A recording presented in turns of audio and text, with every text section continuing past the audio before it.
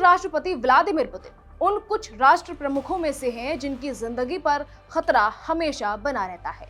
आतंकी संगठन, दुश्मन देश का खुफिया ब्यौरा और दुनिया के बड़े अंडरकवर हित समूह के टारगेट लिस्ट पर पुतिन रहते हैं। उनके अपने देश के अंदर भी विरोधियों की कोई कमी नहीं है, लिहाजा उनका सुरक्षा चक्र बेजोड़ है। पुतिन की सुरक्षा में कोई सेंध न लगा सके, इसके लिए तैयारी पुख्ता होती है। सुनने वाले हैरान रह जाएंगे। नमस्कार, मैं खुशी चौधरी और आप देख रहे हैं एबीपी लाइव। राष्ट्रपति व्लादिमीर पुतिन जब विदेश दौरे पर निकलते हैं तो वैसे तो मेजबानी करने वाला देश उनके स्वागत में कोई कोर कसर नहीं छोड़ता, लेकिन आपको जानकर हैरानी होगी कि पुतिन उस देश का पानी तक नहीं पीते। उनके लिए हर चीज रूस से ही लेकर आई जाती है।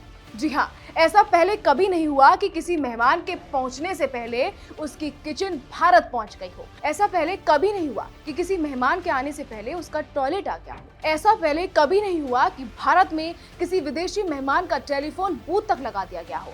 और ये भी पहले कभी नहीं हुआ कि होटल के कमरे से शैम्पू और टूथपेस्ट तक हटा दिए गए हों।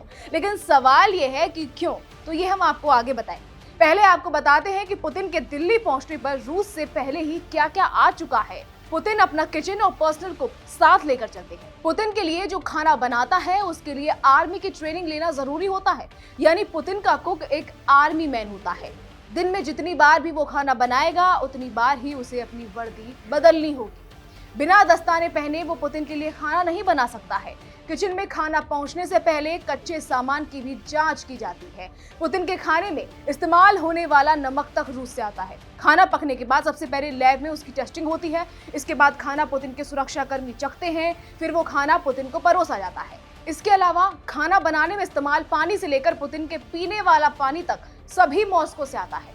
पुतिन हमेशा अपने साथ पर्सनल बॉडीगार्ड, कपड़े धोने वाला और जिम ट्रेनर भी साथ रखते हैं। इन 4 लोगों की टीम में ऐसे भरोसेमंद लोगों का चयन किया जाता है जो पुतिन के लिए पलक झपकते ही अपनी जान तक दांव पर लगा सकते हैं। पुतिन के खाने पीने से लेकर उनकी सुरक्षा तक के खास इंतजाम किए गए हैं। मतलब रूस की फेडरल प्रोटेक्टिव सर्विस के 100 अफसरों ने भारत में डेरा डाल लिया है। दिल्ली में अब उस होटल को भी सुरक्षा एजेंसियों ने अपने कब्जे में ले लिया है जिसमें रूस के राष्ट्रपति को रुकना है। दावा है कि इस होटल के चप्पे की जांच रूस की FSB और फॉरेन इंटेलिजेंस सर्विस कर रही है। पुतिन के पहुंचने से पहले ही उनके होटल वाले बाथरूम से शैम्पू, साबुन, toothpaste, hand wash, shaving cream, तेल, किसी भी तरह का लोशन और तौलिए सब हटा दिए गए हैं।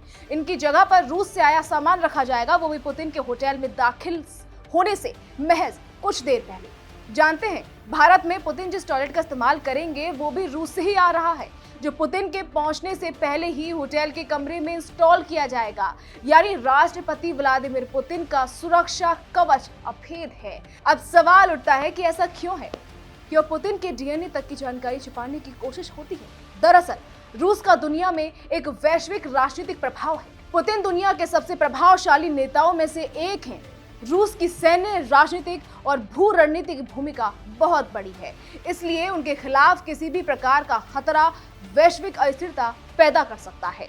रूस और पश्चिम के बीच तनाव चरम पर है। यूक्रेन युद्ध, नाटो के साथ टकराव, साइबर सुरक्षा के मुद्दे और राजनीतिक मतभेदों के चलते पुतिन विशेष रूप से निशाने पर होते हैं। ऐसे हालात में सुरक्षा स्वाभाविक रूप से और कड़ी हो जाती है।